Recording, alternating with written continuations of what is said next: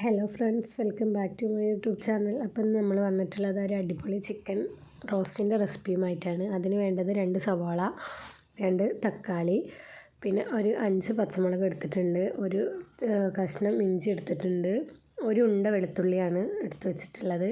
അതുപോലെ ഗ്രാമ്പു, പട്ട, ഏലക്ക, കുറച്ച് ജീരകം എടുത്തിട്ടുണ്ട്. അതിനുശേഷം പാൻ അടുപ്പത്ത് വെച്ച് ഒന്ന് ചൂടാക്കി എടുക്കുക. എന്നിട്ട് അതിലേക്ക് ആവശ്യത്തിനുള്ള എണ്ണ ഒഴിച്ചിട്ട് റെഡിയാക്കി വയ്ക്കുക. എണ്ണ ചൂടായ ശേഷം അതിലേക്ക് മുറിച്ച് വെച്ച സവോള, അതുപോലെ പച്ചമുളകും അതിലേക്ക് ഇട്ട് കൊടുക്കുന്നുണ്ട്. അതിനുശേഷം ഇത് നല്ല രീതിയിലൊന്ന് വഴറ്റിയെടുക്കുക. ആവശ്യത്തിനുള്ള ഉപ്പ് ചേർത്ത് നല്ല രീതിയിലൊന്ന് വഴറ്റിയെടുക്കണം.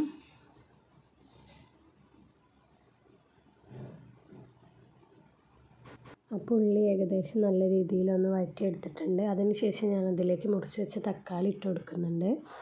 തക്കാളി ഇട്ട ശേഷം ഇത് നല്ല രീതിയിലൊന്ന് മിക്സ് ചെയ്ത് വേവിച്ചെടുക്കുക. ഞാനിവിടെ അടച്ച് വെച്ചിട്ട് ഒരു 5 മിനിറ്റ് വേവിച്ചെടുക്കുന്നുണ്ട്. അപ്പോൾ 5 മിനിറ്റിന് ശേഷം ഞാനിതൊന്ന് തുറന്ന് നോക്കിയപ്പോൾ ഒരുവിധം നല്ല രീതിയിൽ തന്നെ ഇത് വെന്ത് കിട്ടിയിട്ടുണ്ട്.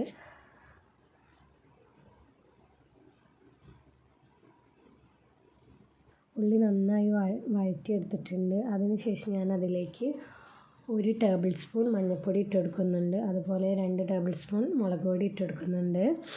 2 ടേബിൾ സ്പൂൺ മല്ലിപ്പൊടി ചേർത്ത് നല്ല രീതിയിൽ ഇതൊന്ന് വഴറ്റിയെടുക്കുക. പിന്നെ ഇതിലേക്ക് വേണ്ടത് ചിക്കൻ മസാലയാണ്. ചിക്കൻ മസാല ഒരു 2 വലിയ സ്പൂണിന് ഞാൻ അതിലേക്ക് ആഡ് ചെയ്ത് കൊടുക്കുന്നുണ്ട്.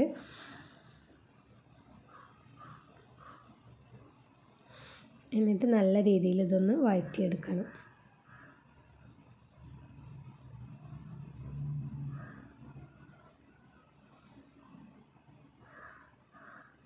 ഈ പൊടികളുടെ പച്ചമണം മാറാൻ വേണ്ടിയിട്ടാണ് നമ്മൾ ഈ രീതിയിലൊന്ന് നല്ല രീതിയിലൊന്ന് ചൂടാക്കിയെടുക്കുന്നത്. അപ്പോൾ അത് ഏകദേശം നല്ല രീതിയിൽ ഇതൊന്ന് മൂത്ത് വന്നിട്ടുണ്ട്. ഇഞ്ചി, വെളുത്തുള്ളി, പട്ട, ഗ്രാമ്പൂ ഇതെല്ലാം ചതച്ച മസാല ഞാൻ അതിലേക്ക് ചേർത്ത് കൊടുക്കുന്നുണ്ട്. എന്നിട്ട് നല്ല രീതിയിൽ ഇതൊന്ന് യോജിപ്പിച്ചെടുക്കുക. അപ്പോൾ അത് ഏകദേശം ഇഞ്ചി വെളുത്തുള്ളിയുടെ പച്ചമണമൊക്കെ പോയി നല്ല രീതിയിൽ ഒന്ന് റെഡിയായി വന്നിട്ടുണ്ട്.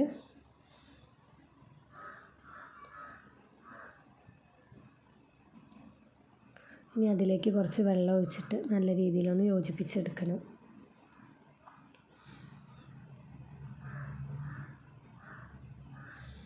അപ്പോൾ എല്ലാ മസാലകളും ചേർന്ന് നല്ല രീതിയിൽ ഇവിടെ ഒന്ന് റെഡിയായി വന്നിട്ടുണ്ട്. എന്നിട്ട് ഉപ്പ് പാകത്തിന് നോക്കിയ ശേഷം കുറച്ചിട്ട് കൊടുക്കുക. എനിക്കിവിടെ ഉപ്പ് കുറവുള്ളത് കൊണ്ട് ഞാൻ ഇട്ട് കൊടുത്തിട്ടുണ്ട്.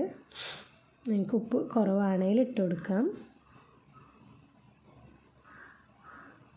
ഇനി അതിലേക്ക് ചിക്കൻ ചേർത്ത് കൊടുക്കുക. അപ്പോൾ മസാല ഒക്കെ നല്ല രീതിയിൽ തന്നെ കറക്റ്റ് കൺസിസ്റ്റൻസിയിൽ നമുക്ക് കിട്ടിയിട്ടുണ്ട്. അപ്പോൾ ചിക്കന് ഇട്ട് കൊടുത്ത് നല്ല രീതിയിൽ ഇതൊന്ന് മിക്സ് ചെയ്തെടുക്കുക. പിന്നെ നമ്മുടെ ചാനൽ ആദ്യമായിട്ടാണ് ആരെങ്കിലും കാണുന്നതെങ്കിൽ നമ്മുടെ ചാനലൊന്ന് സബ്സ്ക്രൈബ് ചെയ്ത് സപ്പോർട്ട് ചെയ്യുക.